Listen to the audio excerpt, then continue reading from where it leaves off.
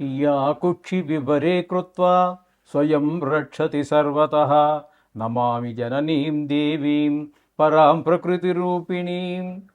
మాతృదేవో భవ పితృదేవో భవ. ఇప్పుడు మనము ఫిబ్రవరి నెల 16వ తారీఖు నుంచి 28వ తారీఖు వరకు 2026వ సంవత్సరం గోచార ఫలితాలు, పక్ష ఫలితాలు ఏ విధంగా ఉంటాయో సశాస్త్రీయమైన పద్ధతిలో తెలుసుకునేటట్టు ప్రయత్నించేద్దాం. ఇక్కడ మేషరాశి వారికి తృతీయ స్థానంలో గురు యొక్క సంచారం జరుగుతున్నదండి. అట్లాగే 5వ స్థానంలో కేతుగ్రహ సంచారం జరుగుతున్నది. 6వ స్థానంలో 7, 8, 9 స్థానాలన్నీ కూడా ఇంచుమించుగా అన్నీ కూడా ఖాళీగానే ఉండడం జరుగుతున్నది. ఇకపోతే దశమ స్థానంలో కుజుని యొక్క సంచారం ఒక 8 రోజులు జరుగుతున్నది. తదుపరి సంక్రమణం చెంది ఆయన దశమ స్థానం నుంచి ఏకాదశ స్థానంలోకి ప్రవేశిస్తూ ఉన్నారు. ఇక ఏకాదశ స్థానంలో రవి పూర్తిగా ఈ 14 రోజులు 13 రోజులు, అట్లాగే శుక్రుడు కూడా ఏకాదశ స్థానంలోని, బుధుడు కూడా ఏకాదశ స్థానంలోనే జరుగుతున్నారు. అట్లాగే రాహువు మొదటి నుంచి కూడా ఇక్కడ చాలా కాలంగా ఈ ఏకాదశ స్థానంలోనే ఉన్నారు. వ్యయ స్థానంలో శని యొక్క సంచారం జరుగుతోంది. అంటే ఏంటన్నమాట, శని ఏ స్థానంలో ఉన్నారు అంటే మేషరాశి వారికి ఏలినాటి శని జరుగుతున్నదని అర్థం. ఓకే, వ్యయ స్థానంలో శని భగవాన్ యొక్క సంచారం వల్ల ధన వ్యయం, ధన నష్టం, కొంతమందికి కారాగార శిక్షలు, కొంతమందికి కడత నష్టం, విదేశాలకు వెళ్ళాలి అనుకునే వారికి మాత్రం ప్రోత్సాహం కలగజేస్తాడు. మిగతా వాళ్ళందరికీ కూడా శుభ ఫలితాలు అయితే ఇవ్వజాలడు. అలాగే శత్రుభయం, మనోవిచారం ఇత్యాదులన్నీ కూడా వ్యయ స్థానంలో శని భగవాన్ యొక్క సంచారం వల్ల జరుగుతూ ఉంటాయి. ఇకపోతే తృతీయ స్థానంలో గురువు యొక్క సంచారం గోచార రీత్యా అది కూడా వక్రంగా ఉన్నారైనా, అందుచేత ఏదేమైనప్పటికీ దీంట్లో కొంచెం కాంట్రవర్సీలు ఉన్నాయి. అది మీకు ఇదివరకు కూడా మనం చెప్పుకోవడం జరిగింది. అంటే అంత ప్రభావాన్ని చూపించకపోవచ్చు, కానీ అదే స్థాన ఫలితాలను చూపిస్తాడు అనేసి కొంతమంది, లేదు వెనక స్థాన ఫలితాలని కొంతమంది, ఈ రకమైనటువంటి కాంట్రవర్సీ ఉన్నదండి అక్కడ. ఇక్కడ మనం తృతీయ స్థానంలో గురువుని యథాతథంగా మనం చెప్పుకుందాం. ఇక్కడ గోచార రీత్యా గురువు తృతీయ స్థానంలో యోగించజాలరు. అంటే ఎవరి యొక్క సహాయ సహకారాలు మనకి ఆశించిన మేరకు దొరకవు. మనం ఆశించినా కూడా ప్రయోజనం వాళ్ళ దగ్గర నుంచి సరి అయిన సహకారం అందదు. మిత్రులు కావచ్చు, బంధువులు కావచ్చు, చిన్ననాటి స్నేహితులు కావచ్చు, ఎక్కడి వారైనా కూడా ఆ సమయానికి వాళ్ళ దగ్గర లేకపోవటం ఏదైతే కానీ మొత్తం మీద మనకి ఖాళీ చేయి చూపించడం జరుగుతుంది. రిక్తహస్తాలతోటే మనకి చెప్తారు తప్పితే ఏది మనకు సహాయపడేవారు అయితే ఇది ఎవరు ఉండరు. ఇకపోతే 5వ స్థానంలో కేతుగ్రహ సంచారం జరుగుతున్నదండి. 5వ స్థానంలో కేతుగ్రహ సంచారం సంతానం మీద దుష్ప్రభావాన్ని చూపిస్తుంది. చదువు మీద శ్రద్ధ తక్కువ, ఆటల మీద శ్రద్ధ ఎక్కువ, గాయాలు చేసుకోవటం, తద్వారా హాస్పిటల్కి వెళ్ళటం, ఖర్చులు, అనుకోని ఖర్చులు, ఈ విధంగా కొంత వయసును బట్టి చెడు స్నేహాలు, అట్లా ఈ రకరకాల వయసును బట్టి కూడా ఆధారపడి ఉంటుంది. మొత్తం మీద సంతానం మీద చెడు ప్రభావం చూపిస్తూ ఉంటుంది. ఇక మనం చెప్పుకోవాలంటే దశమ స్థానంలో కుజుని యొక్క సంచారం ఒక 8 రోజులు జరుగుతున్నదండి. ఆ 8 రోజులు శుభ ఫలితములను ఇవ్వజాలరు. వృత్తిపరమైన ఆటంకాన్ని కుజుడు కలగజేస్తూ ఉన్నాడు. తదుపరి ఆయన సంక్రమణం చెంది ఏకాదశ స్థానమైనటువంటి కుంభంలో ప్రవేశిస్తూ ఉన్నారు. ఆ కుంభంలో ఒక 5 రోజుల పాటు సంచారం చేస్తూ ఉన్నారు. ఇక్కడ ఏకాదశ స్థానంలో ఉన్నటువంటి ఏ గ్రహమైనా కూడా మంచి శుభ ఫలితాలు ఇస్తుంది. అక్కడ మనకి ధనలాభము, ధనార్జన, వ్యవహార నైపుణ్యము, ఏ పని మొదలెట్టినప్పటికీ దిగ్విజయంగా పూర్తి చేయగలగటము ఇత్యాదివన్నీ కూడా ఏకాదశ స్థానంలో కుజగ్రహ సంచారం చూపిస్తూ ఉన్నది.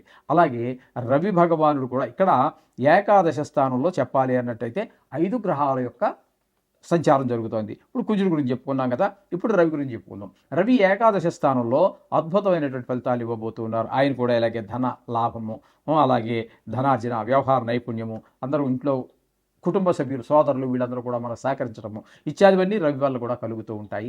అట్లాగే శుక్రుడు కూడా ఏకాదశ స్థానంలో బ్రహ్మాండమైనటువంటి ఇవే ఫలితాలన్నీ కూడా ఆయన కూడా ఇవ్వబోతూ ఉన్నారు. చేత ఇక్కడ ఈ శుక్రుడు ఇక్కడ ఉండడం వల్ల ఏమిటి అంటే మనకి కొంచెం ఈ సినిమా రంగంలో ఉన్నటువంటి వారికి, ఈ సోషల్ మీడియాలో ఉన్నటువంటి వారికి, అలాగే మన స్టాక్ మార్కెట్లో పెట్టుబడి పెట్టేటటువంటి వారికి అనుకూలమైన ఫలితాలన్నీ కూడా ఇవ్వబోతూ ఉన్నారు శుక్ర భగవానుడు. ఈ బుధుడు కూడా ఇక్కడే ఉన్నారు, అంటే 11వ స్థానంలోనే ఉన్నారు. తద్వారా బుద్ధి బాగా చురుకుగా పనిచేస్తూ ఉంటుంది. లెక్కలు, గణితాలు అవన్నీ బాగా చేయగలుగుతారు. మంచి కష్టపడి సంపాదించడం వేడు, లాజిక్గా సంపాదించడం తెలివితేటలు ఉపయోగించి సంపాదించడం వేరు. అవన్నీ బుధుడి వల్ల సంక్రమించేటటువంటి ఫలితాలు. ఈ విధంగా బుధుని యొక్క సంచారం కూడా ఏకాదశి స్థానంలో చాలా సులువుగా ధన సంపాదనకి ఉపయోగపడుతూ ఉంటుంది. ఇక రాహుగ్రహ సంచారం, రాహు కూడా అద్భుతమైనటువంటి ఫలితాలు ఇవ్వబోతూ ఉన్నారు ఇక్కడ. అందుచేత మొత్తంగా మనం చెప్పుకోవాలి అన్నట్టయితే ఈయన కూడా ఇక్కడ ఉండడం ద్వారా సేమ్ ఇవే ఫలితాలు, మంచి ఫలితాలు, ధనార్జన, ధన లాభము, అలాగే ఇంట్లో కుటుంబ సభ్యులందరూ సహకరించడం, అన్నదమ్ములు సహకరించడం, అలంకారాల మీద ప్రీతి, ఇట్లా ఉంటుంటుంది. ఈ విధంగా రాహు వల్ల కూడా మంచి ఫలితాలే ఉన్నాయి. మొత్తంగా ఈ ఏకాదశ స్థానంలో ఉన్నటువంటి 5 గ్రహాలు కూడా ఒకంటే కుజుడు మాత్రం పాక్షికంగా, కానీ మిగతా 4 గ్రహాలు పూర్తిగాను, ఈ కుజుడు మాత్రం పాక్షికంగాను 5 గ్రహాల యొక్క ఫలితం మనకి శుభప్రదమైన ఫలితాలు ఇస్తూ ఉన్నాయి. కాబట్టి 5 గ్రహాలు అనుకూలతుంది. మొత్తంగా మనం చెప్పాలి అన్నట్టయితే చాలా శుభ ఫలితాలన్నీ కూడా మేషరాశి వారు చవి చూడబోతున్నారు ఈ 15 రోజుల్లో, అంటే ఈ 13 రోజుల్లో, రెండవ పక్షం ఫిబ్రవరి. ఎందుకంటే నిజానికి 15 రోజులు ఉండాలి, 15 కానీ 16 కానీ ఉండాలి. ఫిబ్రవరి నెల 28 రోజులే కాబట్టి ఇక్కడ మొదటి పక్షం అయిపోయింది కాబట్టి ఇక మిగిలిన 13 రోజులే. ఇక్కడ పక్షము అంటేగానే ఇవి ఈ ఫిబ్రవరి నెలలో ఈ ఒక్కసారికి 13 రోజులుగా పరిగణన తీసుకోండి. శుభం భూయా. మీరు ఆ గుళ్ళకి వెళ్ళి భగవంతుడి యొక్క దర్శనం చేసుకోవడానికి కూడా ఆటంకాలు కలిగిస్తూ ఉన్నారు. అంటే కుజుడు పూర్తిగా ఈ 13 రోజులు మీకు ప్రతికూలురే. ఈ విషయాన్ని గమనించుకోవాలి. అలాగే ఈ దశమ స్థానంలో భాగ్యస్థానంలో రవి యొక్క సంచారం 13 రోజులు జరుగుతుంది. ఆయన కూడా అనుకూలమైన ఫలితములు యువజాలుడు. శుక్రుడు ఈ 13 రోజులు అలాగే మనకి ఇక్కడ భాగ్యస్థానంలో సంచారం చేస్తూ ఉన్నారు. ఇక్కడ భాగ్యస్థానంలో సంచారం చేసేటటువంటి రోజుల్లో మాత్రం శుక్రుడు మంచి ఫలితాలన్నీ ఇస్తూ ఉన్నారు. అలాగే మీ తండ్రి గారి ఆరోగ్యం బాగుండటం, గుళ్ళు గోపురాలు తిరగలగటం, అలాగే పిల్లల ప్రవర్తన కూడా బాగుండటం, భావాద్భావం తీసుకుంటే మనకు 9 భాగ్యస్థానమే వస్తూ ఉంటుంది. కాబట్టి అక్కడ శుక్రుడు యొక్క అనుకూలత వలన పిల్లలు చదువులో రాణించటం, వారికి ఏదైనా సంగీతంలో కానీ, సాహిత్యంలో కానీ, డ్రాయింగ్, ఇట్లా లలిత కళలో దేనిలోనైనా ప్రవేశం ఉన్నట్టయితే వారు అందులో కొంచెం రాణించడం, ఇవన్నీ కూడా మనకి కొంత ఊరటనిస్తాయి, సంతోషాన్ని కలిగిస్తూ ఉంటాయి. ఇక బుధుని కనుక మనం తీసుకున్నట్టయితే ఆయన కూడా 9వ స్థానంలో బుధుడు యోగించజాలరు. కాబట్టి ఆయన ఇక్కడ చేసేటటువంటి పని ఏంటంటే, అలాగే తండ్రి గారి ఆరోగ్యం బాగుపోవటం, ఏదో గుళ్ళకి గోపురి దేవుడు దర్శనం చేసుకుని దేవుడు మొక్కుకొని కాస్త మనశ్శాంతి పొందుదాము అనుకుంటే దానికి అట్లా ఆయన కూడా కొంచెం ఇబ్బంది కలిగించేటట్టు దర్శనం అవ్వదు. అలాగే గుళ్ళు గోపురానికి వెళ్ళడం టైంకి కలిసి రాకపోవచ్చు, లేకపోతే ఆ టైంకి ఇంకా ఇంతకంటే ముఖ్యమైనటువంటి పని ఏదో వచ్చి మీద పడడం, ఇట్లాంటి చికాకుల వల్ల ఒక దర్శనం చేసుకోలేనటువంటి పరిస్థితి. అలాగే రాహు కూడా ఇక్కడ మనకి మొత్తంగా 5 గ్రహాలు మనకి 9వ స్థానంలో ఉన్నాయి. ఇందులో మనకి యోగించేటటువంటి ఏకైక గ్రహం ఏదైనా ఉందంటే ఒక్క శుక్రగ్రహం ఒకటే. మిగతా 4 గ్రహాలు కూడా మనకి ఇక్కడ ఈ 9వ స్థానంలో ఉన్నటువంటి యోగించటం లేదు. అలాగే రాహు వల్ల కూడా ఇవే ఫలితాలన్నీ ఇస్తూ ఉన్నారు. ఇకపోతే దశమ స్థానంలో శని సంచారం వృత్తిపరమైనటువంటి అనేక ఆటంకాన్ని కలగజేస్తూ ఉంటారు. అంటే ప్రభుత్వ ఉద్యోగం కావచ్చు, ప్రైవేట్ ఉద్యోగం కావచ్చు, వ్యాపారం కావచ్చు, ప్రతి మనిషి ఏదో ఒక వృత్తి చేస్తూనే ఉంటారు కదండి.